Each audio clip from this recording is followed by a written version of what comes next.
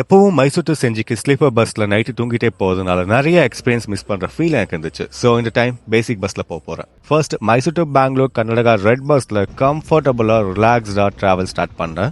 Bangalore satellite bus stand reach ஆனதும் cloak ரூம்ல லக்கேஜை போட்டுட்டு A2Bல பிரேக்ஃபாஸ்ட் சாப்பிட்டுட்டு பெங்களூர் டு செஞ்சிக்கு தமிழ்நாடு அரசு பேருந்துல டிராவல் ஸ்டார்ட் பண்ணியாச்சு. இங்க தான் எனக்கு ப்ராப்ளமே ஸ்டார்ட் ஆச்சு. பஸ்ல சீட் டு சீட் கேப் ரொம்ப ஷார்ட், உட்காரவே முடியல. அப்புறம் பார்டர் கிராஸ் பண்ற வரைக்கும் அமைதியா இருந்த bus conductor and driver Hosur கிட்ட வந்தது ஒன் வேல ஓவர் ஸ்பீட்ல போக ஆரம்பிச்சாங்க. நடுவில் போலீஸ் வண்டியை ஸ்டாப் பண்ணி நீ வந்தது ஒன் வே ரிட்டர்ன் போன்னு சொல்லி அது ஒரு 45 மினிட்ஸ் வேஸ்டா போச்சு. ஒரு வீணா போன மோட்டர்ல ஸ்டாப் பண்ணாங்க. அப்புறம் ஊத்தங்கரை பக்கம் வரும்போது பஸ்ல கிழங்கு வித்துட்டு வந்தாங்க. அது சுத்தமே இல்ல. ஏதோ வெதர் நல்லா இருந்ததுனால வேடிக்கை பார்த்துட்டே வந்தேன். திருவண்ணாமலைக்கு 5.5 மணி நேரத்துல ரீச் ஆக வேண்டிய பஸ் ஆல்மோஸ்ட் 7 மணி நேரம் பண்ணாங்க. பஸ் ஸ்டாண்ட்ல பஸ் நிறுத்தி 5 நிமிஷத்துல எல்லாத்தையும் இறங்குன்னு மரியாதை இல்லாம டிரைவர் அண்ட் கண்டக்டர் கத்துனாங்க. ஸோ இதனால அவங்க கிட்ட சண்டை போட வேண்டியதாச்சு.